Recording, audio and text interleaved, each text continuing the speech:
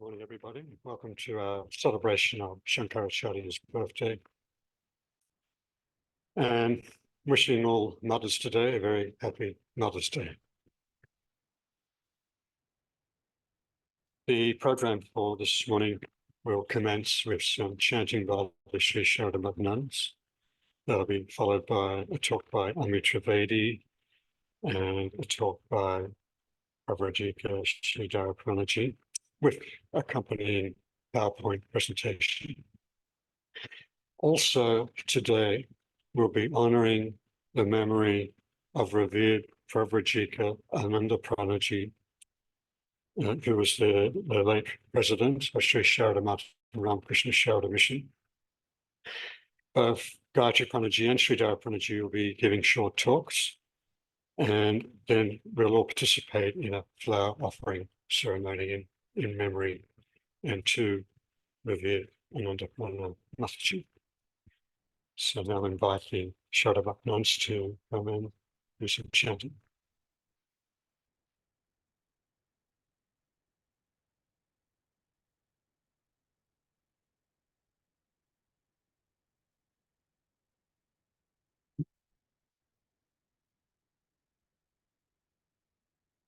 This is a beautiful composition of Shankaracharya. Non-dual worship, Para Puja, supreme worship.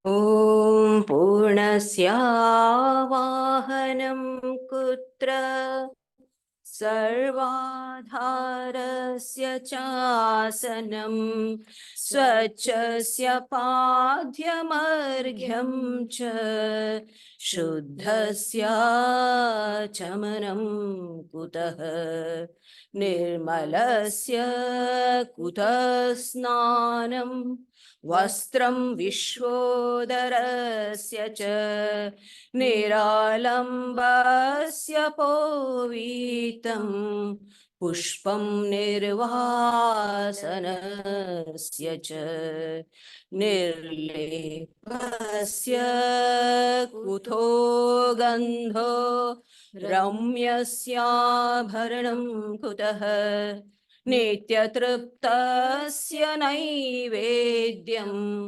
Tambulam Cha Kuto Vibho Pradakshina Hyanantascha Hyadvayasya Kuto Natihi Vedavakyairavedyasya Kutastotram Vidhiyate Swayam Prakashamanasya Kuto Nirajanam Vibho Antarbahishcha Purnasya Katham Udvasanam Bhavet Evameva Parapuja Sarvavasthasu Sarvada Veshe Videya Brahmavedtamai.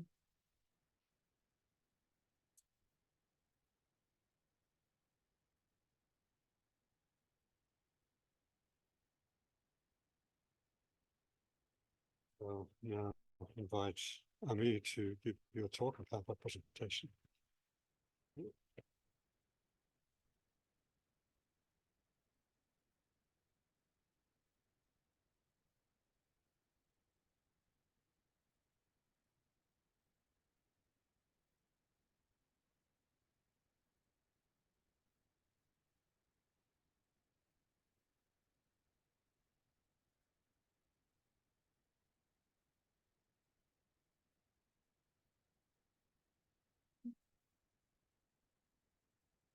Pranam Gayatri Pranaji, Pranam Sridharaprana ji, Pranam Nityatma ji. Good morning, friends. A very good morning to everyone present here and online. Welcome. Firstly,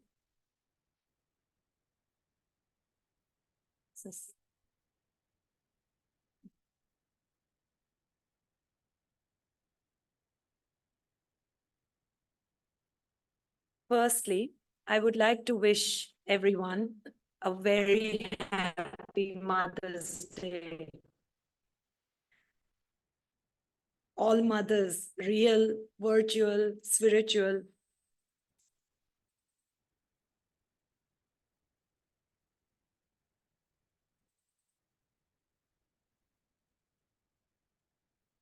To all just continue. Yeah. Okay.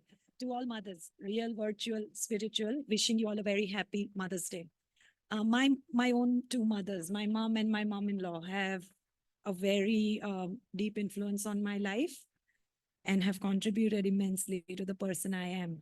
And I'm grateful that I get this opportunity to acknowledge them on a podium today.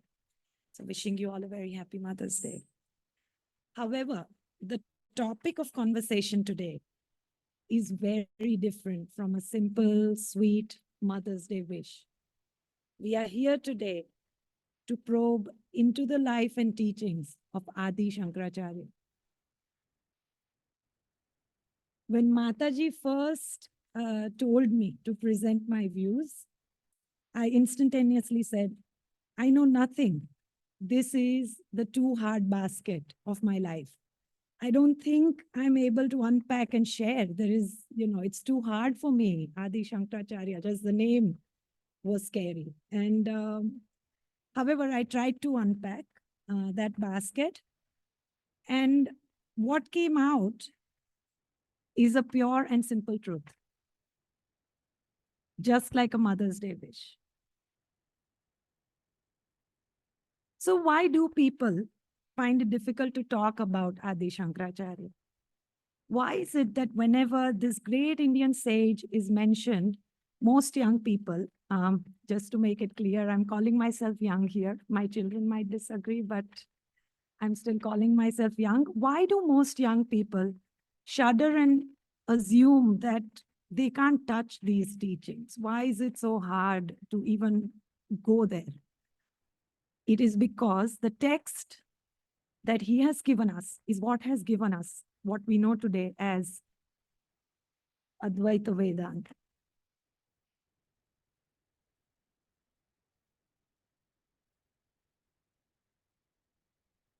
His commentary became the set standard. Teachers who came after him started their doctrines by either criticizing him or by praising him. But the bottom line is that to do either of the two, they would have had to study him in great depth, making him the benchmark in Hinduism. Scholars who have studied Shankara's teachings in great depth also confirm that his teachings are very simply laid out. His usage of language, he wrote in very simple Sanskrit, is what the scholars tell us, because he was a little boy of 16 when he gave the world these very big truths and some explanations of the undeniable things that life is. His philosophy is profound, yet very clear. Now, Hinduism existed way before Adi Shankaracharya came into being. About 300 years before Adi Shankaracharya, the early Buddhist philosophers who came before him dismissed Vedanta, because although the Vedas had the same spiritual truths, they were not clearly laid out. They were just not making sense to the people, hence they were dismissed by many scholars. But that is exactly what Adi Shankaracharya did for us.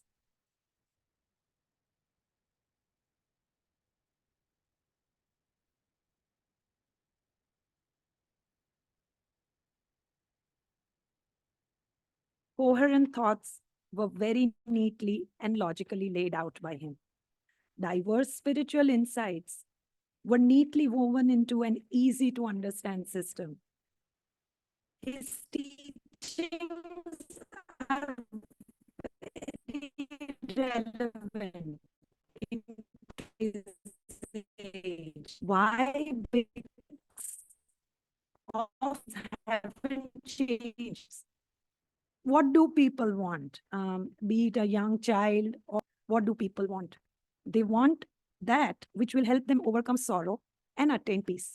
That is our basic need for all of us. Be it small day-to-day issues or big issues like save the world from terrorism. Everywhere the problem remains the same and we are all searching for peace. That's what we are after. Vedanta gives us that. It is not a belief system or explanation based on mystical experiences. It investigates our current problems and helps us overcome them. It's rational and it's logical. Now, around the time I started investigating Shankaracharya's teachings for this talk, and I was looking into everything, unpacking everything, a friend gifted me a book. It's called Ikigai. Many of you might have heard this term. It's a popular book. My husband actually read it a long time ago and recommended it to me. However, I only looked into it while I was researching for my talk today. Teenagers talk about it too. I've heard this term from my teenage son as well. It's a fancy term to be used, I think, these days. I'm sure many of you have seen it or heard it. Ikigai. It says on the title, the Japanese secret to a long and happy life. Sounds like it has nothing to do with Shankara. Far from a long life, he was ordained before birth to have a very short lifespan. Now, according to legend, Adi Shankaracharya's parents were unable to have a child and prayed to Lord Shiva to bless them with a child. Lord Shiva appeared before the parents and offered them a choice. They had a choice to have a child who would live 100 years, but without doing much in the world. Or they could have a child who would make an impact on many lives, but will only have a relatively short lifespan. The parents instantaneously chose the latter without hesitation. So in his very short lifespan of 32 years, Adi Shankaracharya became one of the greatest teachers of the Vedas. The only weapon he used to achieve this was pure knowledge and spirituality. Now, coming back to the book that I mentioned, it investigates our reason for being. This is a diagram I have taken from the book, just to share with you all. The author in this book beautifully and logically explains that everyone has an ikigai. It's a Japanese term. Maybe Hiroko knows this term, I'm not sure. That everyone has an ikigai. Some have found it, while others are looking for it. Though they carry it within them, they have not found it yet, is what the Japanese believe. Our ikigai is hidden deep within us, and finding it requires a patient search. There are ways of it. Our passion, our mission, our vocation, our profession. These are the different aspects that can aid us towards realizing it. But the final aim is finding it. And that's what Ikigai is about. The Japanese believe that Ikigai is the reason we get up in the morning for. Now, Shankara's teachings emphasize just that. Hence, I mentioned the book. He highlights the non-dual nature of reality. He taught the world long before this concept became popular. The concept of Ikigai became popular in the West. Shankara taught the world how the individual soul and the ultimate reality, or Brahman, are one. Just that we don't know it. It's within us. All we have to do is to realize it by these 3 simple steps. Shravana, Manana, and Nididhyasana. Shravana is reading and listening to the right focused kind of thoughts. Manana is reflection on those thoughts. Do it in your own way. People have different ways of doing it. And Nididhyasana is the experience that we are all after. We are all striving for it, and hopefully it will happen for most of us. he logically explained how we can work towards this self-realization, the pursuit of knowledge and the path to liberation or moksha through understanding the unity of the self and the Brahman. This is what Shankara taught us.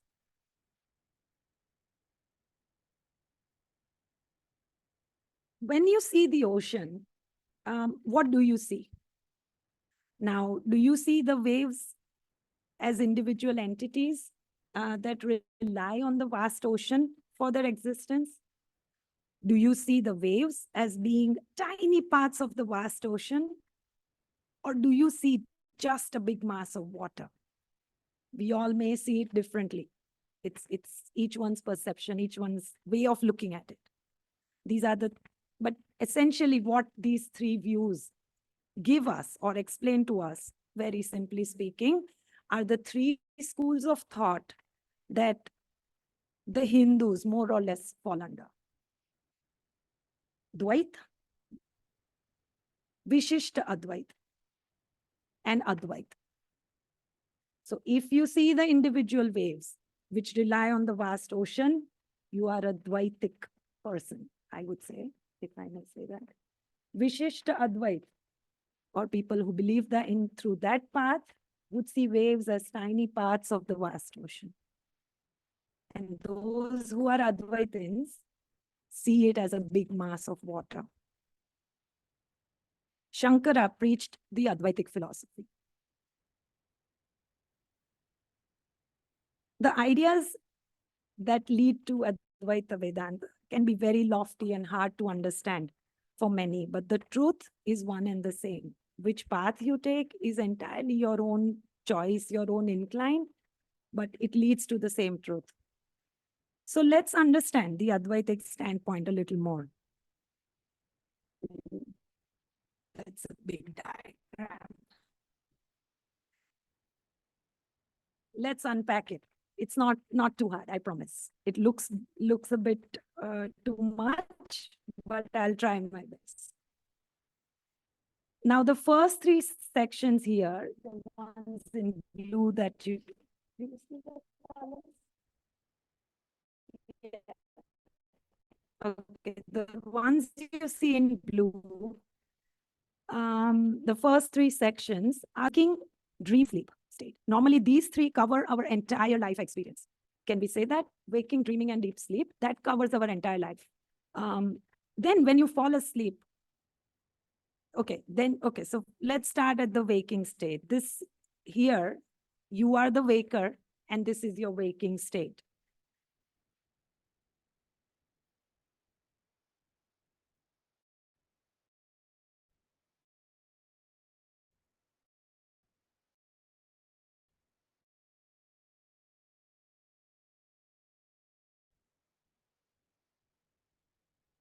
Where the body commits, when you fall asleep and dream, therein you are the dreamer and your dream experiences are yours.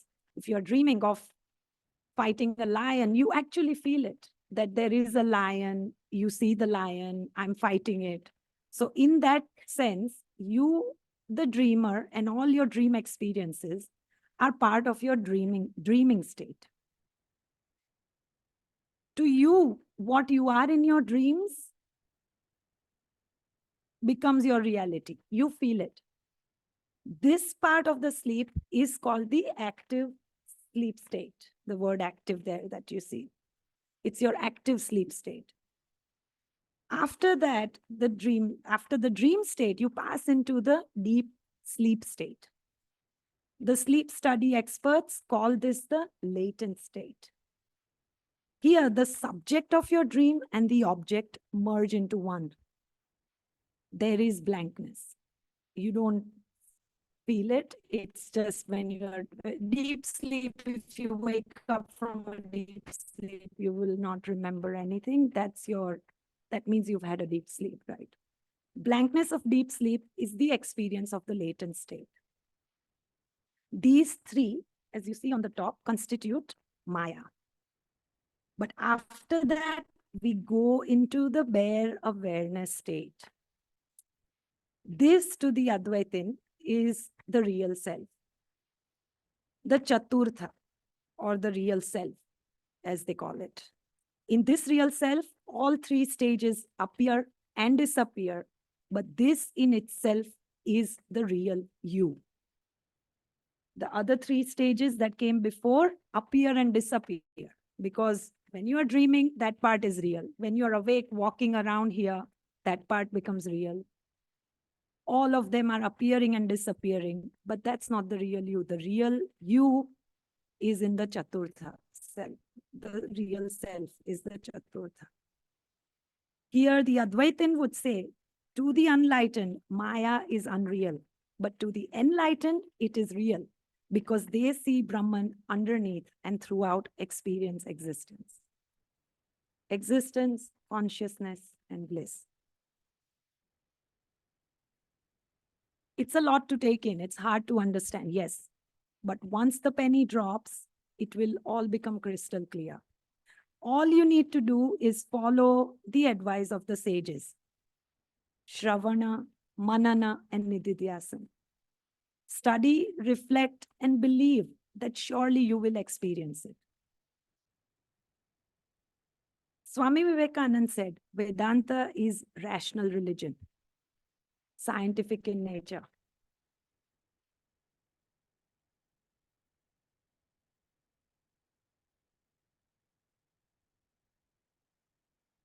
Today, when religion is under attack across the world, religions that are based on faith alone cannot stand up to the attackers, because they are not based on reason. Faith can only do so much, but if there is no reason attached, it's very hard to stand up. But however, if you are an Advaitin, none of these have an effect on you, because you believe that all religions are true. Because at the core, they have these Vedantic ideas of identity of God in men. Being, consciousness, bliss. That is what the Advaitin believes in. It is that simple. It's easy to accept because the idea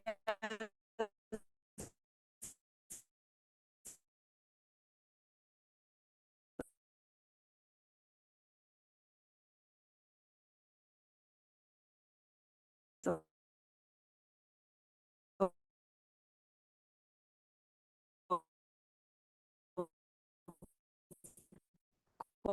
God as being are clearly laid out in Vedantic religions, making all was a lot given in a short talk, but I hope I made some sense.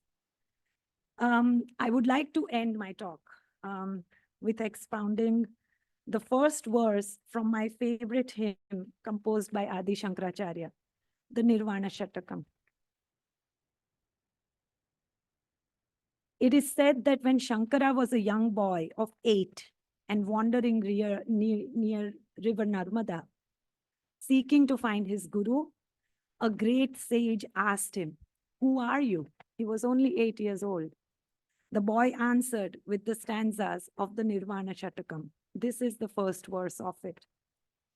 Manobuddhya hankara chittani naham, nacha shrota jivhe nacha grana netre, nacha vyoma bhumir tejo navayu, chidananda rupa shivoham shivoham. Chidananda rupa shivoham shivoham. Meaning, I am not mind, nor intellect, nor ego, nor the reflections of inner self. I am not the 5 senses. I am beyond that. I am not the 7 elements of the 5 seats. I am indeed the eternal knowing and bliss, the auspicious, pure consciousness.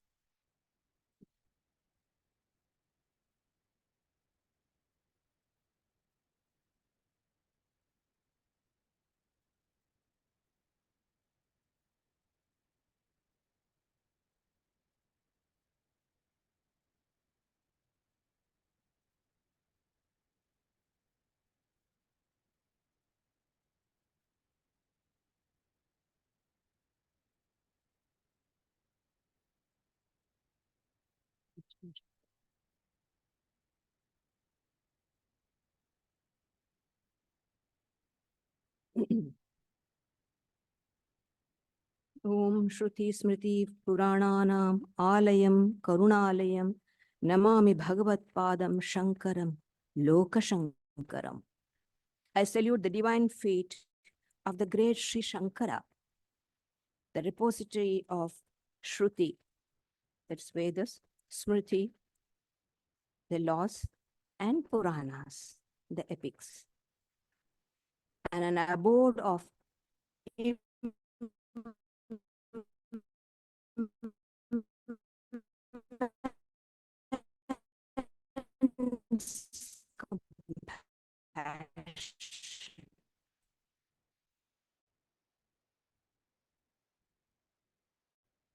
whoever accomplishes the good of the world.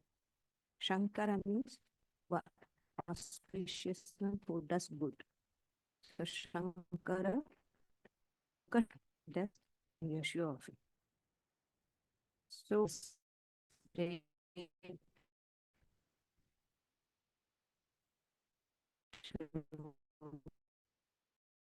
all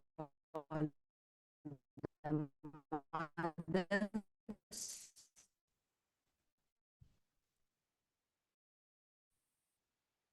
and to all be yeah, Devi,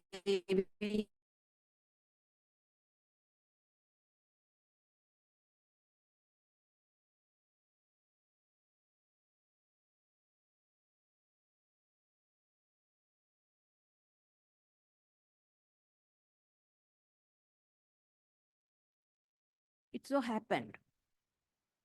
Shankar, as Ami said, within 16 years, he finished the whole studies and wrote the commentaries.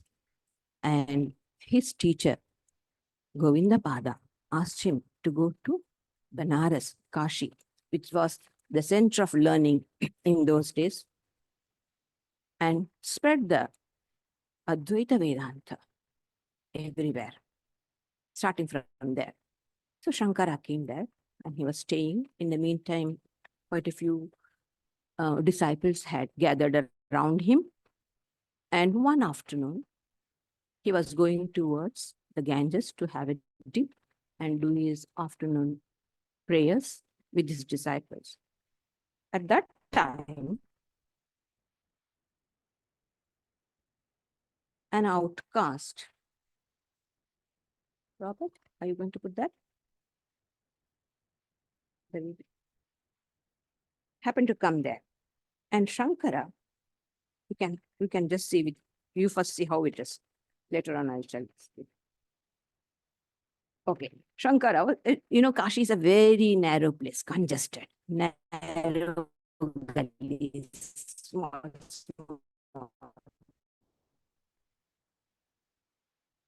So he was coming from there. At that time, an outcast came, go away, with this comment. And the Chandala, Acharya, how come you're saying this? What do you mean by this? What do you mean by asking me to go? What do you mean actually with this? Huh? Yeah.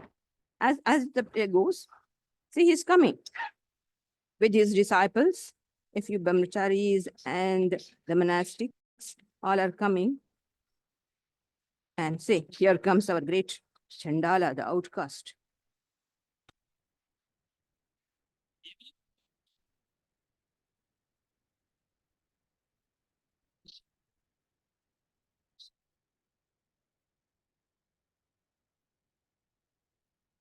Go away. And then the Chandala asks, what do you want me to go away from you?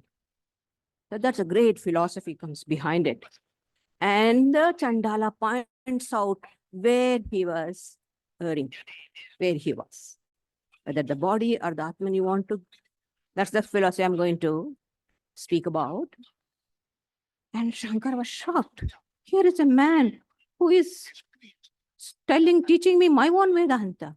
For a minute, I forgot. How could I forget it? Such was the deep-rooted ideas of untouchability in the country. thousands of years it has been practicing. People were, so it even for such a great saint, it entered into him. For a few minutes, he forgot all his Advaita. And he said, go away, keep away from me, I have to go. But the greatness and the goodness of the great people is Vidya Dadati Vinay. Knowledge brings humility. Immediately, Shankara was, he understood his mistake and he accepted it and he bows down to him. Can you imagine an Acharya bowing down to him? See, he is taking the dust of his feet, touching whoever it is, one who possesses knowledge. He is my teacher. He is my guru. This is my conviction. This is the, yeah. People were shocked, but he showed, never justify your mistake. Never justify your mistake. Your mistake to err is human. When we come into the world of Maya, everyone, and there are people who try to protect Shankara. They can't think that Acharya can do any mistake. They say, oh no, actually it was not the Chandala, it was Shiva himself. Okay. Shankara doesn't need our protection. We don't have to protect him. He is great in his own way. And Sri Ramakrishna says, when an incarnation comes to the earth, he exactly behaves like us. That's enough, Robert. So he behaves like us, and he shows that it's very difficult to practice these precepts. You may err in it. You may go, don't worry, get along. Get along. There's a long way to go, no problem. Just forget these mistakes, go away. So when we see they are coming back to the teaching back, so we feel, we need not make too much of our limitation and ignorance. Still we can try. So Amiji says, have an ideal. It's better to have an ideal. If a person with an ideal does 1,000 mistakes, a person without an ideal will do 50,000 mistakes. So it's better to have an ideal. Doesn't matter. Lost, went setback, start again. Get up, start again. This is the strength that Advaita Vedanta is. Compared to your real true nature, this is nothing. Ponder over it, think over it, and get up and go ahead. This is a positive message. No sinner, no hell, nothing. Here is your truth. Your own self. It is just in your hand. Like a myrobalam in your hand. Amalak. Karat tala amalakarat. It's just in the hand. It's like that. Truth is here, right in front. Where are you going? So that's the thing. So this is beautifully presented in this. What is Panchakam? Manisha Panchakam. So I'll chant it. We have set it into tune. One of our sister set it for me. So I'll chant. 2 verses are in different tune, the other 5 are in different tune. Annamayad annamayam athava chaitanyameva chaitanyat yativaraduri kartum vanchasi kim bruhi gaccha gaccheti kim gangambuni bimbitembaramanav chandala vati payah Pure chantaramasti kanchana ghati mritkumbhavo bambare pratyagvastuni nistaranga sahaja anandavabodhambudau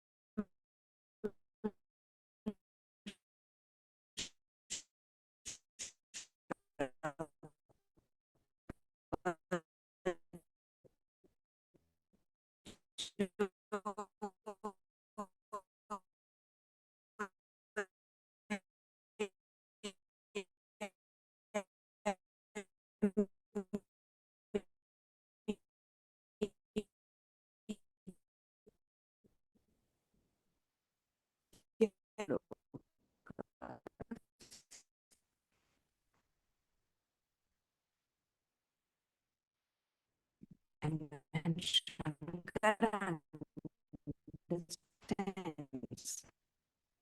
And in beautiful fiber,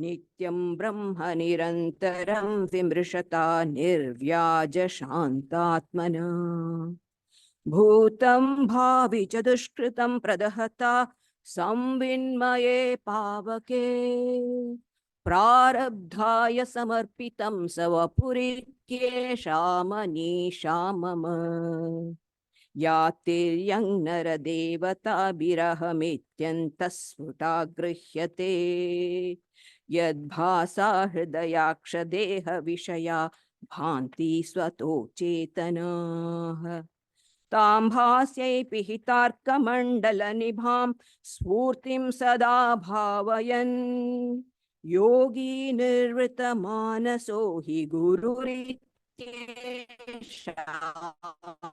Manisha मम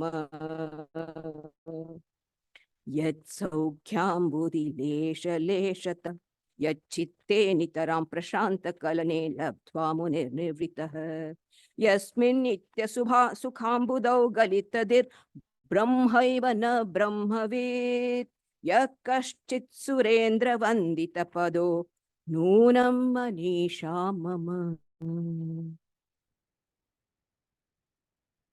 It's beautiful. What happens is when you set it to music, you can remember, so that will help you to contemplate. Annamaya Dannam. The body is made out of food. No food, the body will suffer. And it will die. This is the thing. So one body, Annamaya Dannam. O Shankara, O great worshipful one, please tell me, let me know, what exactly you wish to keep away? Is it the physical body from another body or consciousness from another consciousness? Physical body, Annamaya. And your body is also made of Annamaya. So you are not correct because Annam body is inert. It has no intelligence of itself. It is matter. Body is insentient. So a matter will not go. A unintelligent thing will never move.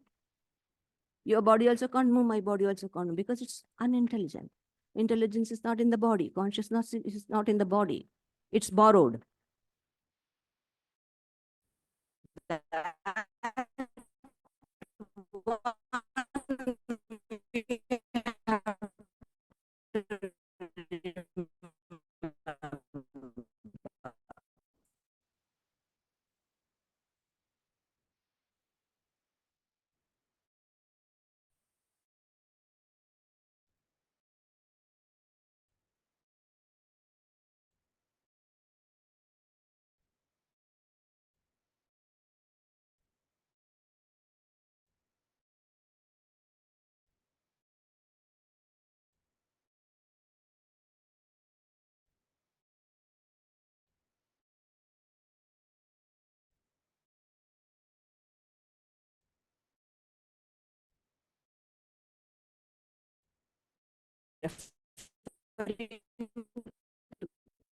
Consciousness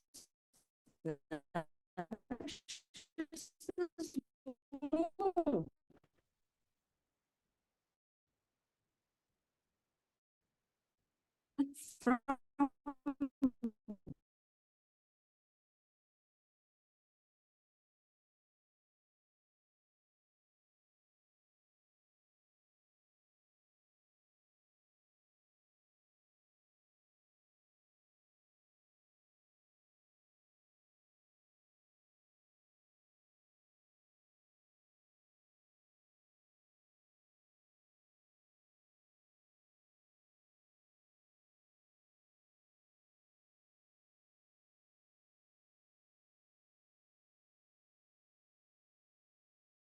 reflection falls on the pure Ganga water or in the ditch water. Sun is not affected by it. Even the reflection is not affected. It's just a reflection. The medium may be anything. It may be a pure medium or impure medium, but the reflection behind, the reality behind that reflection is one indivisible, infinite Atman, pure existence, consciousness, bliss absolute. You cannot deny that. So, another example he gives. One is the reflection of the sun in the water. The other one is space. Space. Golden pot. So it has space. There's a space in the golden pot and there's a space in a earthen pot. Does the space in the golden pot think, I'm in a golden pot, I'm great? No, not in the, I am in an earthen pot. Does the space think, what? It doesn't mean anything to the space. Space is space.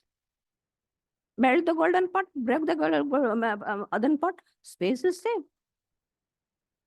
So this type of ignorance, simple reality, making complicated, and all the mischief starts with this differentiation. The whole world is because of this differentiation. We have not been taught. And then Pratyek Vastuni. Where from has arisen this great delusion, which sees one as a Brahman, other as a Chandala? In this inner self, this one waveless, nistaranga, absolutely there is no wave. The mind is calm, waveless ocean of self-existing bliss. Consciousness. The waves are always and near the beach. Go to the middle of the ocean, deep inside the ocean, it is calm, silent, absolutely no waves. Waves are all on the top. The more we go away from the reality, the more differences, disintegration, disharmony. More we go closer to the self, calmness, purity, clarity of understanding, vision, clear vision. We are able to see the reality behind it, the one infinite reality. Our very mind doesn't remain as mind anymore. Shuddha Buddhi, Shuddha Man, Shuddha Atma Ak, Sri Ramakrishna said. So that's how. And in that, how can that, this is Vipra, Brahman, this is Chandala. Where did you get this great delusion? When Shankara heard this, he was surprised. We can ask Mataji, how could a Chandala get it? This knowledge was in the very air in India, in the very air. We have in the Mahabharata, the Vyadha Gita, instance, Vyadha giving knowledge to a yogi, Brahmajnana, and the Pativrata, Nari, all these stories are there. He was a Chandala, he was a butcher. A yogi had to come, he had to learn his lessons. He was arrogant because he was a yogi. So he had to come to the butcher and learn. And when he saw this butcher in the market selling the meat, he said, goodness gracious, am I to learn from this fellow? He's the incarnation of a devil. He's chopping the meat. Am I going to learn Advaita from him? Yes. You have to pay for your folly of thinking that he is a Chandala. He doesn't know. He knows better than you. And he did. And he asked this yogi, it's a different story I'm telling. Why are you living in this body? So what? My life, my karma has put me here. I'm just doing it. Your karma has made you a yogi. You're doing it. So my karma has brought me into this butcher's profession. I'm doing it. But I am the unattached self. I'm completely different. I'm the eternal subject. I'm the witness, not the reflection. So this is the beautiful ideas we get from. So here Shankara says, the samvit means consciousness. When Shankara sees this, he bows down to him and then he gives the first one, the which I chanted, Jagrat Swapna Shushupti, which Ami spoke about, that consciousness which shines forth most distinctly in waking, dream, and deep sleep. That which is the one witness of the universe that threads all bodies, ranging from Brahma down to the ants, that I am, and not anything phenomenal. Drishya. Whoever possesses this firm wisdom is my guru, be he a Chandala or a person twice born. This is my conviction. Twice born is when we get that Upanayanam, when the boys get Upanayana, the sacred thread, then they become Dvija, twice born. Spiritual birth they have. So they become twice born.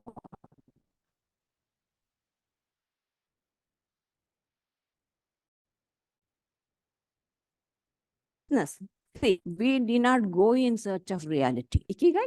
Ikigai. So the day starts with, so you can bring another name for the consciousness. Samvit, Sfurti, Sachidananda, Ikigai. So if your day starts with Ikigai, I'll say your night also is spent with Ikigai only. You are in dream, you are waking, in dream, in dreamless sleep. In every time, that consciousness is with us. Ikigai is always with us, even in the dreamless sleep. And we come in touch with the Ikigai. If we don't come in touch with the Ikigai even for a second, that Samvit, the pure consciousness which is behind, if our whole body, mind, organism will become weak,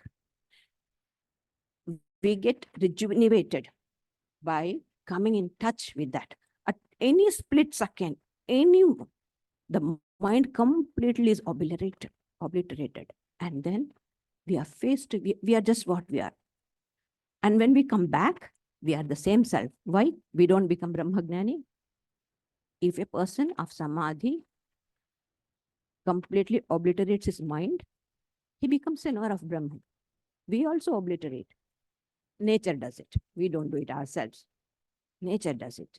It's nature's way of keeping the organism in a good condition. It completely, the mind disappears, and just you have a fraction of a second, you are what you are. But the mind is always there behind because the ignorance is still there. So the mind has gone into a seed form. So it is there. So you come back with all your old tendency. We are back to Sri Ramakrishna used to say a mongoose in Kamarpukar, the mongoose will go and sit in the holes, in the build and the walls, want to sit very happily. But the little naughty boys, what they do, they tie a stone to the mongoose tail. Poor mongoose wants to go and sit there. No, it's dragged by the weight of the stone. So it's like that. We are dragged by the weight of our samskaras, body, mind, consciousness. So that's why we come back. Though we went and sat there in our own true nature, we were there. Due to the weight of the samskaras, we come back to our waking state and we are what we are, the same old. So but it is very clear. But why don't we feel it? It's because we are too much preoccupied with our body, mind, intellect, work, society, children, family, profession, whatnot, our knowledge, our studies, everything, except the one who is always with us, making us to do all what we are doing. Just we don't turn our attention. Attention is outward. It is pratyak, parak. This is pratyak.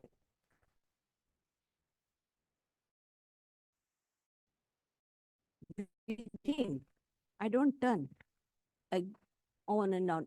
Just because turn our attention to it, we are bound to be something different. We can't be what we are. We will change. There will come a change. So, I am that Brahman. And that reality, it's not just I'm Brahman and you people are whatever you. No. I am Brahman. And from Brahma to the tiniest ant, that knowledge pervades everywhere. That Brahman pervades everywhere. And he who has this knowledge, and I'm not this seen. I'm the seer. Drishya, this, I'm not the phenomenal world. I'm not the object. See, phenomenal world starts, there are so many cosmos. Ours is one cosmos. There may be so many. They are included in the scene. Then there's so many cosmos. Then there's earth. Then this whole world. Then our body, mind, till the ego. These are all seen. One infinite consciousness behind it is the seer. Drik, Drishya. The whole, I'm not the Drishya, I'm the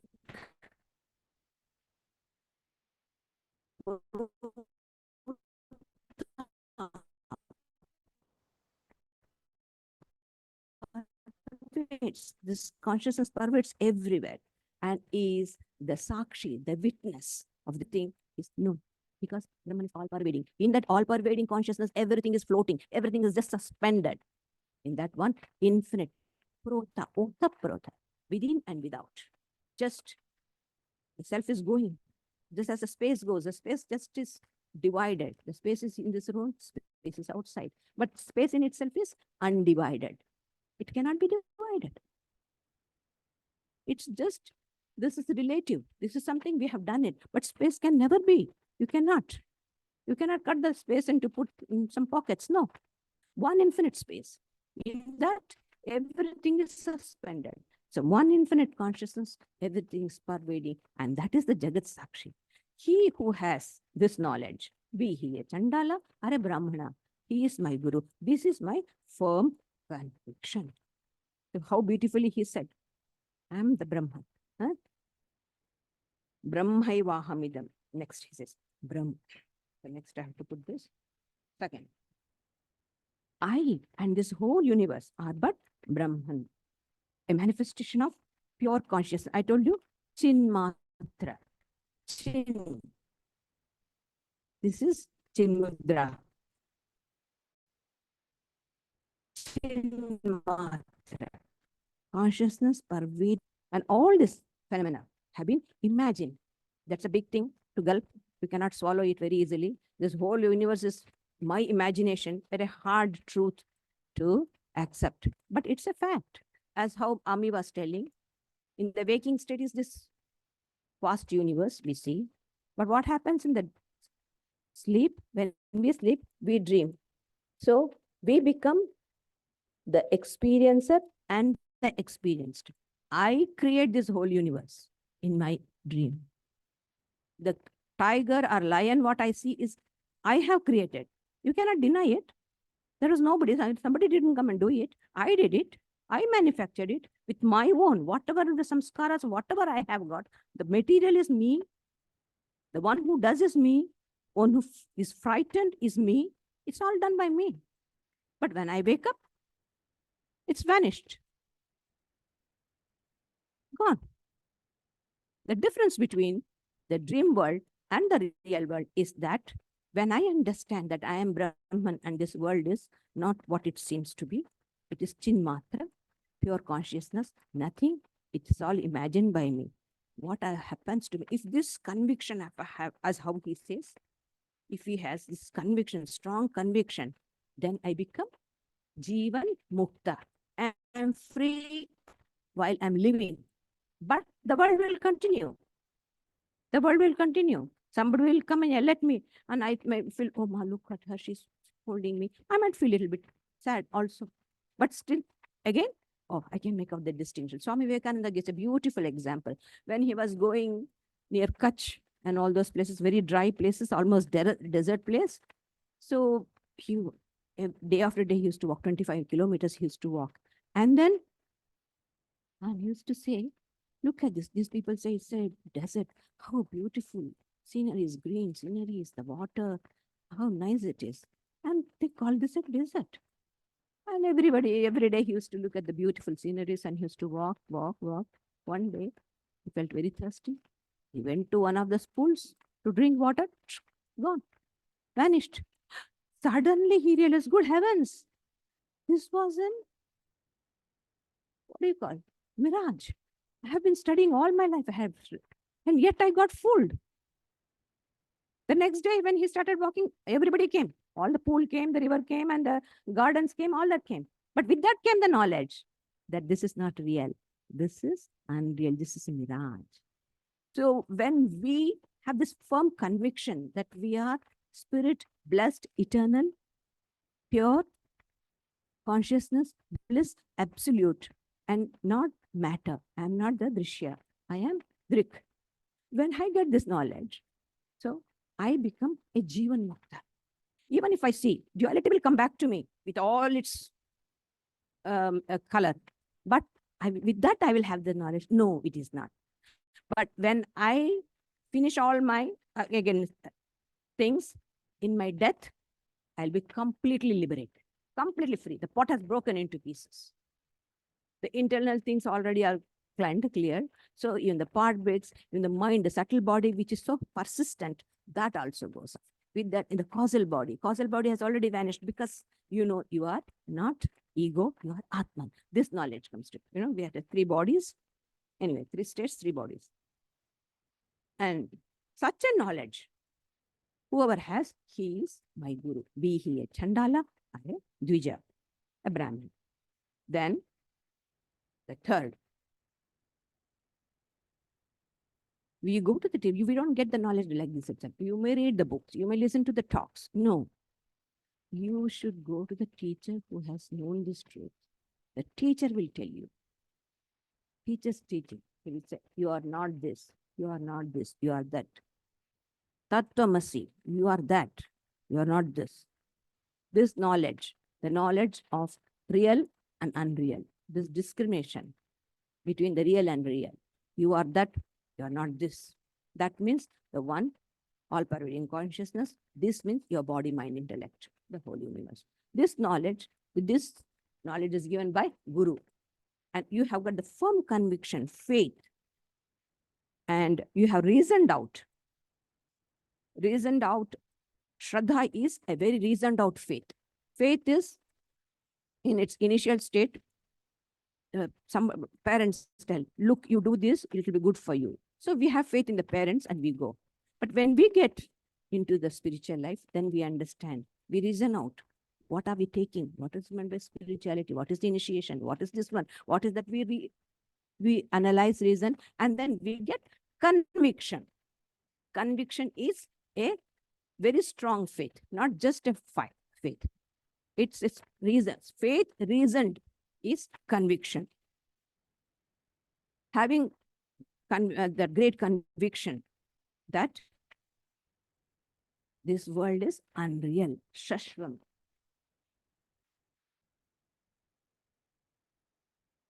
Oh.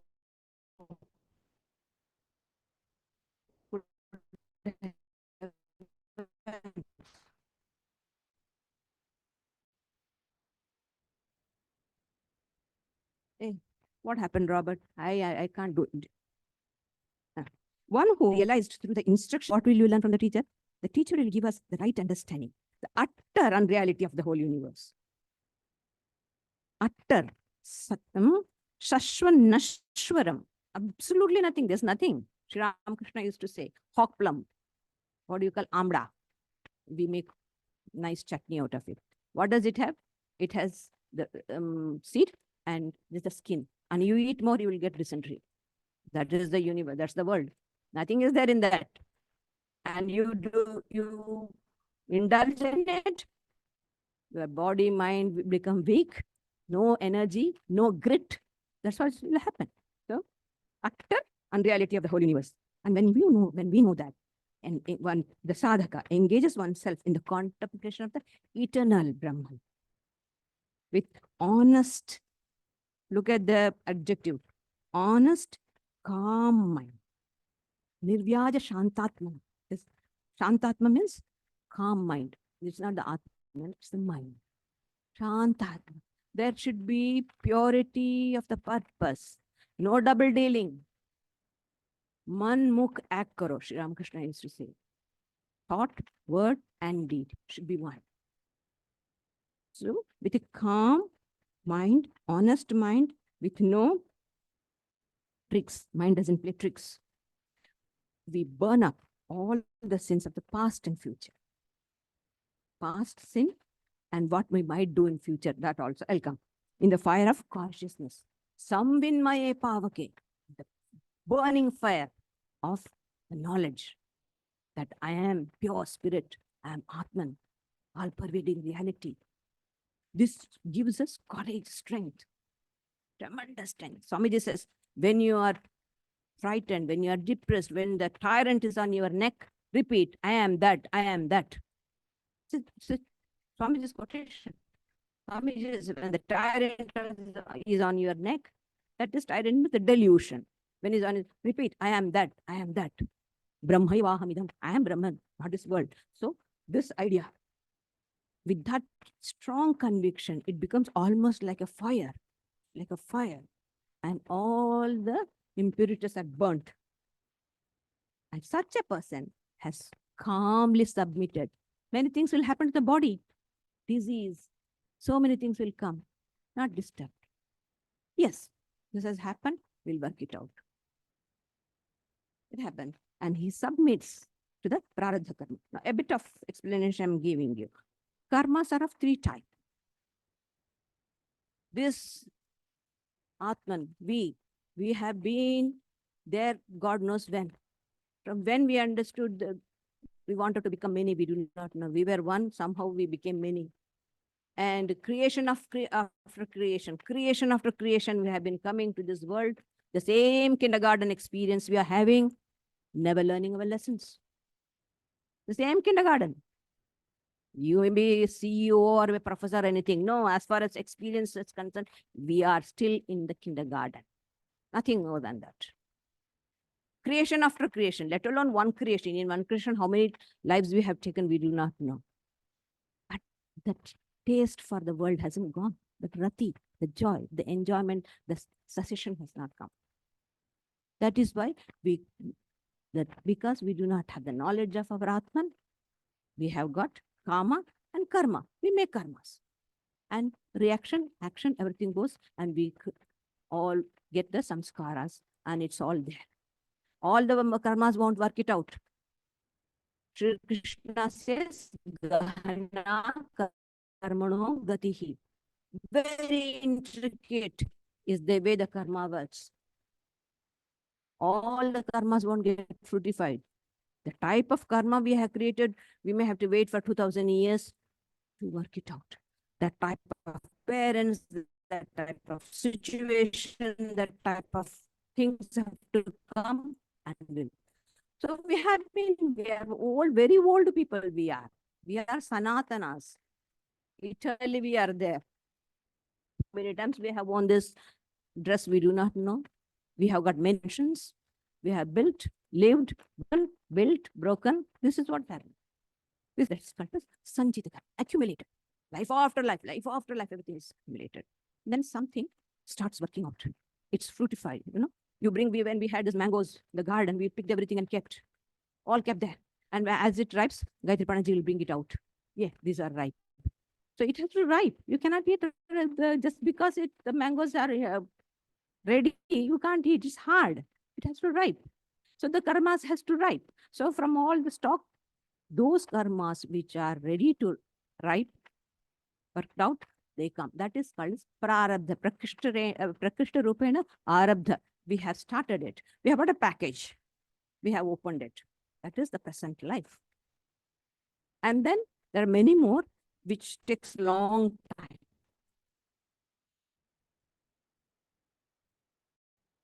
And in the meantime, we do new things. So, agami, future is going to come. So, sanchita, prarabdha, agam. Now, with the knowledge of the self, when I know that I am the spirit, that's not an intellectual understanding. Deep conviction, which is almost like an experience. Almost like an experience. I burn in that knowledge, in the fire of knowledge, all my past karmas, sanchita karma, and I will not allow the future karma to become, because I know I am not Atman. Prakriti cha karmani kriyamanani sarvashah yapashyati tathatmanam akartaram sapashyati. Shri Krishna says in the Bhagavad Gita. Prakriti karmani, nature is doing. All the work is done by nature. How we say in the Makali, Tumar karma tumi koro ma, loke bole yan koriyan.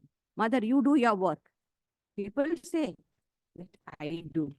So I do means we are agentship is there, doership is there. So when you get the knowledge of self, you don't have that doership. I am not doing, I'm not the doer. If you have a devotee, if you are a devotee of God, you can say God does. Or if you are a person of rational reasoning, then you will say, I am the witness consciousness. I'm not this, I don't do any action. And I will not reap also. When the fruit of action comes, I will not accept it because I'm not there. I'm not the doer. I'm not the ego. And where will the fruit of action come? If I am there, oh, do some karma. It's good to do, punya will come. See, already planning for the future. We do punya because we want punya. Merits.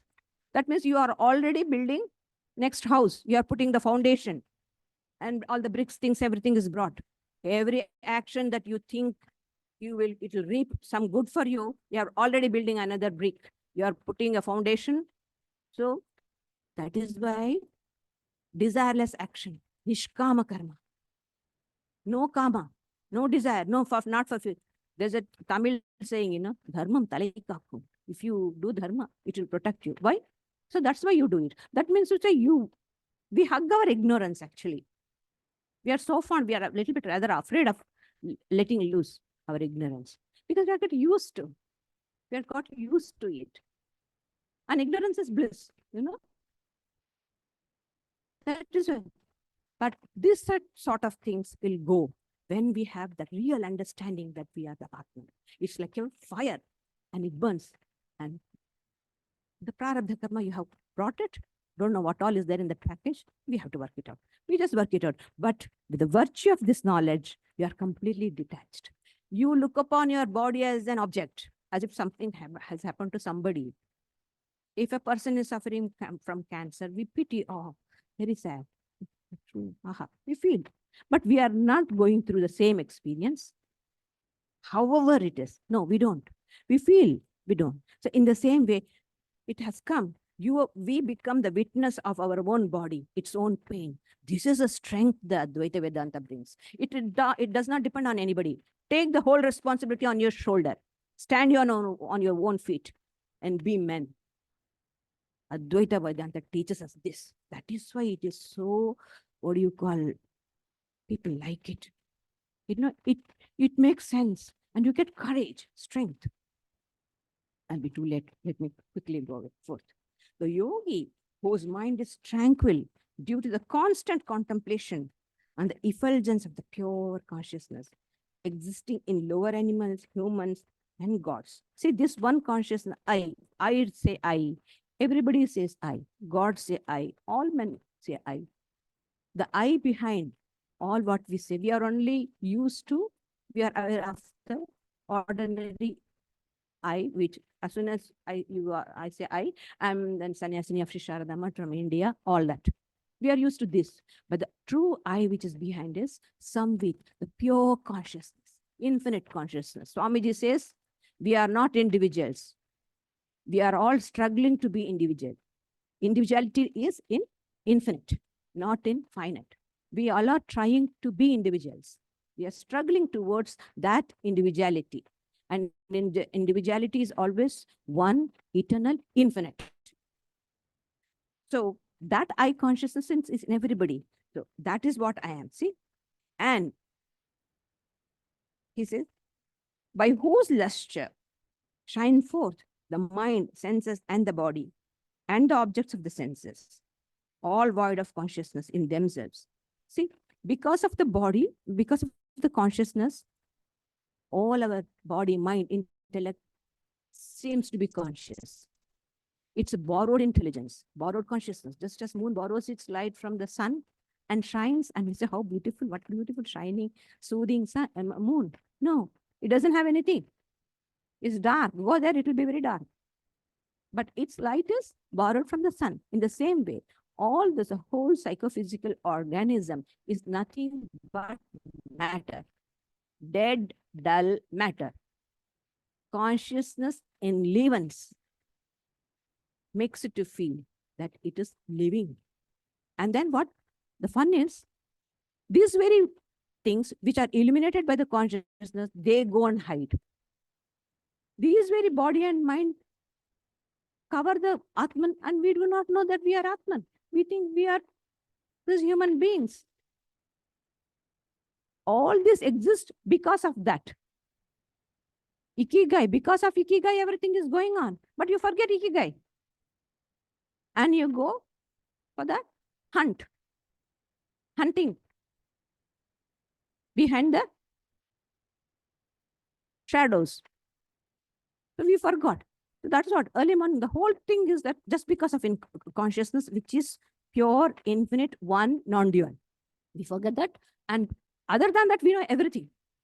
You know, that is the tragedy. Just like, and he gives a beautiful example, which like the sun is covered by the very object that it illumines. Such a person is my guru. This is my conviction. See, the clouds are formed. Clouds are part of the sun. Clouds are formed because of the sun. The consciousness is like an orb of the sun. It draws the vapors and thick, dark clouds are formed. And what does the cloud do? A patchy little cloud goes and covers the sun. And we say, we can't see today, there is no sun. It's all cloudy. But can it be? If how do we know that there are clouds? These clouds are also illumined by the sun. If the sun was not there, cloud, we wouldn't have seen the cloud. Cloud wouldn't have been formed. The very fact the clouds are formed, and we know that the cloud is there, that shows the sun is illuminating the clouds also. In the same way, the very fact we have got the psychophysical organism, there is a reality behind, just behind us, which has projected this body mind and is illuminating, enlivening it. Just turn your attention to it. That is what the thing says. Then, he whose mind is merged in that eternal bliss, even the smallest part of a drop of which satisfies the Indra and others. See the joy what we get in the world. It's just a trickling. It trickles little by little, tiny bit. It's coming from the one blissful. Here, the bliss aspect of this Brahman is being stressed on, because the whole world is where? What does the world want? Joy, bliss, everyone. There is no one who is interested in sorrow. Do we want to hug sorrow? No, none of us. Even an ant doesn't. You put a drop of water in front of the ant will react. It will go the other side because it wants to avoid dukkha. That's the thing. And thus, all of us want that. That joy only is coming little by little. And the yogi who has completely calmed his mind. A calm mind is no mind. A calm mind doesn't have any thought. A mind that does not have a thought is no mind. When the mind itself is galitadhi, it's dissolved, completely merged. It has fallen, it has dipped into the infinite consciousness, which is one's true nature. Such a person enjoys immense bliss, akhandananda. It is. He enjoys. So such an agitated mind, unagitated mind, the sage becomes happy. Nothing more is required.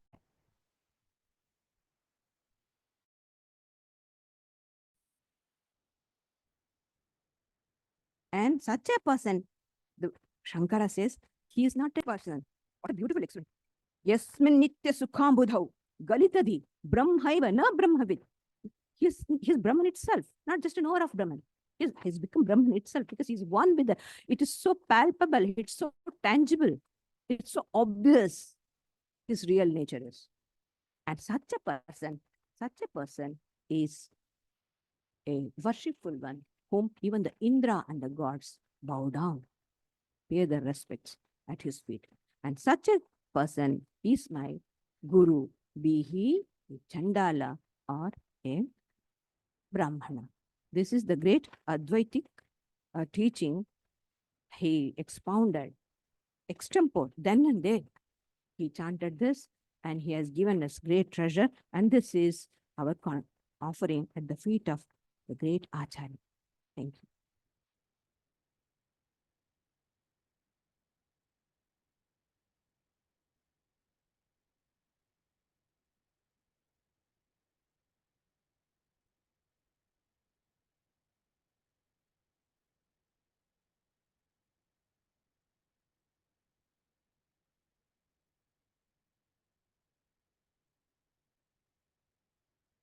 Yes, we have already heard fifth president of Sri Sarada Much, most revered Anandaprana Mataji, left her body on 30th of April. So today we have a short memorials meeting. I'll just mention a few things about Mataji. Many of you may not know much about her. Mataji, Anandaprana Mataji, she was born in 1927. And it seems that her ancestors, or her grandmother's aunt, had met Sri Ramakrishna as a child, as a young girl. Her grandmother's aunt had seen Sri Ramakrishna and had a conversation with him. He talked to her. And Mataji joined Sri Sarada Mutt in our branch center of Sister Nivedita School in 1957. And she was, Sarada Mutt was started in 1954. So 57, Mataji joined the order. She had her first vows, Brahmacharya vows, in 1962, and the final vows of sannyasa in 1967. Later, in 1970, she was transferred from the headquarters, from Sister Nivedita School to headquarters. And from that time on, till her passing away, she was mainly in headquarters. As soon as she came to headquarters, she was given the charge of running the primary school run by the mission for the children of the slum. In Dakshinesha, all around Sarada Mutt area, you can see full of slum area, poor people living in just small huts made from tarpaulin or palm leaves. It's a really sad situation there. Now it's improving, but at that time it was really sad. And Mataji used to was in charge of the school. Now she found that the children who come to the school, they're hungry, they're cold, they don't have clothes. So she used to make sure that they were fed. In the morning when they come to school, they're given some refreshment, and then they're given some meal at lunchtime also. Nobody knew about all these things. And Mataji being at that time, early days of Sarada Mutt, not many people come and give money to the nuns. So she didn't have much money. But from her, whatever little money she had, and then from whatever money they not could spare to give, she organized clothes. If your children have got old clothes in how much that during Durga Puja, children, adults, ladies, all were given new clothes. There was a big thing for these little children, both girls and boys. They used to come get these new clothes. They were so happy to get these clothes. And I was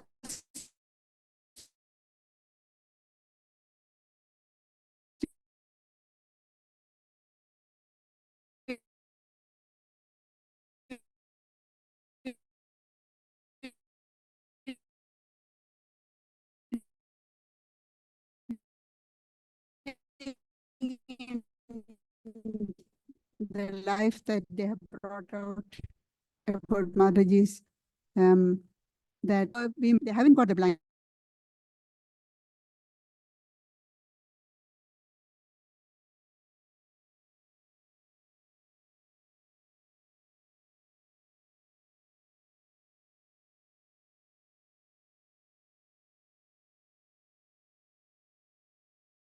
Come to much.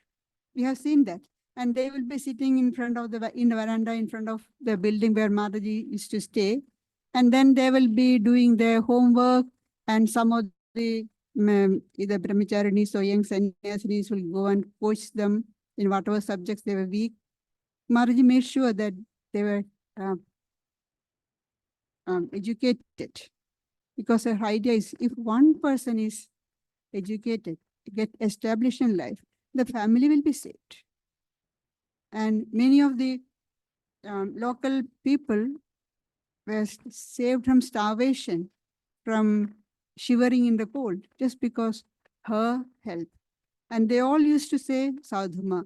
And just before, when Maharaj was really critical, one of her old students, at present working as a policeman, came to her and said, I am in this position just because of Sadhuma. And then my only prayer is, in my future life also, I may get a teacher like Sadhuma. That was the affection they had for Mataji. When I went to Mutt as for my training as a young novice, usually people are sent for the training after at least 2 years. I was sent there after 2 months by some miscommunication or whatever it is. I had no idea, absolutely no idea how the things work in the headquarters. I'm in the Mutt, newly come from home, no idea how the things work about in the Mutt. And Mataji was there, Anandaprana Mataji was there, explaining everything, little details. And she made sure that whatever she told us, we understood properly, because she will make us repeat. What did I say?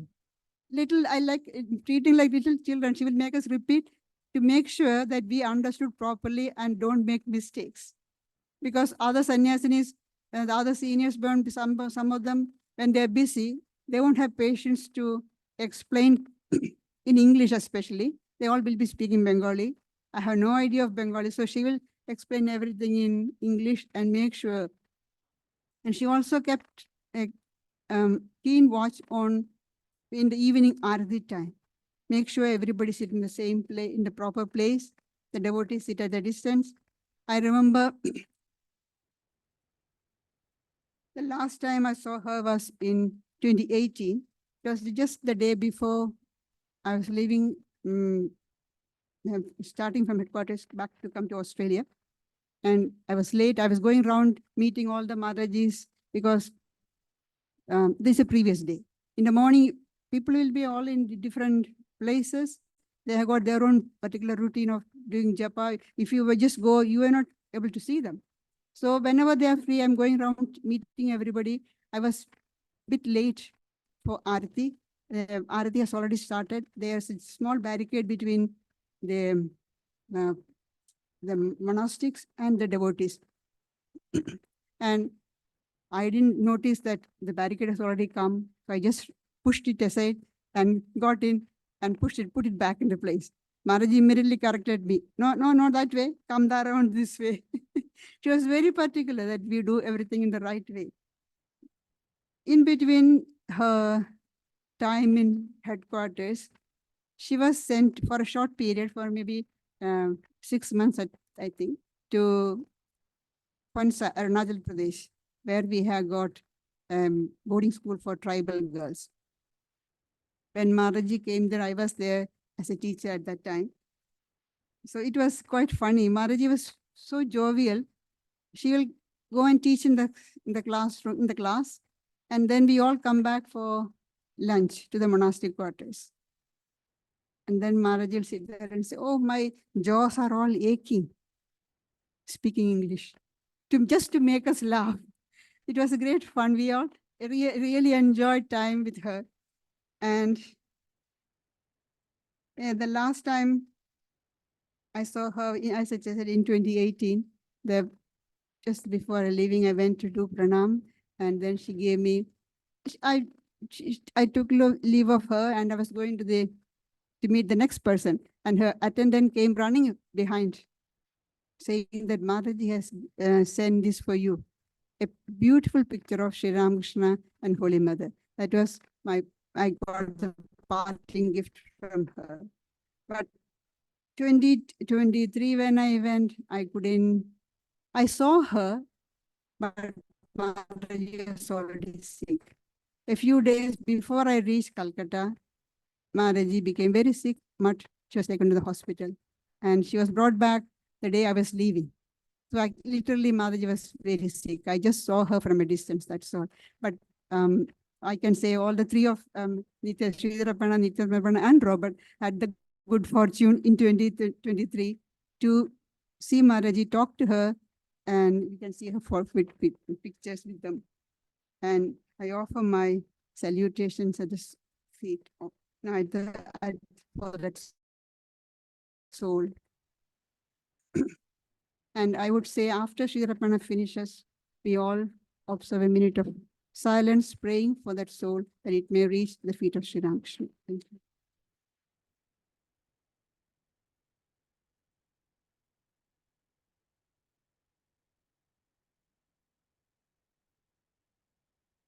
My salutations at the feet of most revered Anandaprana Mataji. My remembrance, my memory of her is always with the work. When we, as Mataji said, we who come from South, we have problem with the language because every state has got its own language in India. So we all used to have trouble with learning and speaking and understanding. And Mataji, first she would say, as soon as we South Indians went, she will say, she will take us under her custody for 2-3 months. And she was also looking after the guests, foreign guests. And that was easy for her because we South Indians are all good at English. So she will say, you deal with the devotees and I will teach you Bengali. So she will make sure that we learned Bengali to speak, to read. And when the routine was almost getting over, she gave me a packet of strings. And she said, before you finish your training and go, learn to make your japamala, the beads, how to make your mala. Be independent. Don't rely on anybody. You have to do your things. The malas will break. As you keep on counting, the threads will break. So then stopped. I don't know how to make a mala. No, you have to learn. So farsighted she was. And truly, whenever my string broke, I'll always remember Anandaprana Mataji.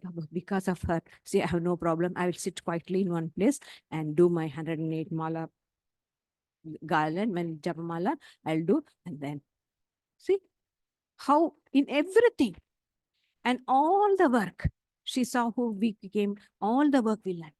How to make the rotis, how to serve the devotees, every job. She saw us and she would ask me, now how many rotis can you make in an hour? Can you make 60 rotis in 1 hour? That is 1 minute, 1 roti. If I have passed that, now next routine. And she saw that we did all the work. And when we went before going to the shrine job, she will tell, see, Sri Ramakrishna is alive. Don't think that it is a photo. Chaya, kaya. Reflection and reality. Reflection is there only where there is reality. There can be no reflection without reality. Sri Ramakrishna's photo is Pratikriti. It's the reflection of him. He is there behind it. So be attentive, be careful, serve him. He has given you the opportunity to serve him. Try to feel his presence. Such a beautiful thing, such a wonderful idea she gave us. So much I got. And in 2014, I had the good opportunity of doing Jagadhatri Puja. And that time she was quite old. So when the Prana Pratishtha we do, instilling the life in the ideal, like ritualistically. So everyone have to go out. Nobody should be there. And they close the curtain. Only the worshipper and the prompter who is there chanting the mantras will be there. And I was telling, well, let the elders be there, a couple of them. And Amalpana Mataji and Anandapana Mataji, both are not there now. They were there. And she was so happy with my worship. When I took leave of her, just within 2 days, I had to come away. When I went to bow down to her, she said, look, your puja was so good. I felt the mother was there and taking all your offerings. Because the way I was doing the things with the mother, for mother, she felt as if mother was there. So we get all that strength because of their presence. That they don't tell. They're so humble. We feel the closeness of God because of these great souls who themselves are near God. So that I could feel that vibration because of their vibration. My mind was completely one with, not anywhere else. And I was so much concentrated. And with the devotion, I could do that devotion. They were instilling me. But they were so humble. She never took any credit. And she was so happy. And when I went and bowed, she generally doesn't put her hand on anybody's head. And she blessed me. That was a very beautiful thing. And 2018, there's a photo that it will come. And she did. But 2023, we were fortunate, as Gayatri Mataji said, that we could go and see her. So I used to go in the evening and talk to her. And I told her what all she did to me, how much she scolded me, and how much she encouraged me, how much she loved me, and that. And she was laughing at it. And I said, you were scolding me, Mataji. I was very naughty. So I used to scold me. And she was laughing. All that scoldings, everything. Today, I feel it's the blessings. At that time, I didn't know. We did mistakes. We didn't know. We would argue and all that. But she said, no, don't argue. Don't justify yourself. If the mistake is made, yes, mistake is this has happened. Little things, what mistakes, don't know anything, broke something, all that. We're afraid. So try to avoid all that. But she was there just because life should be very, very clean, clear. Do something wrong, just tell.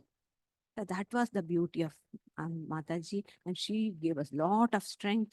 And this time also, I got her blessings. And I'm so grateful to Sri Ramakrishna for giving that opportunity for me to have her darshan. Thank you.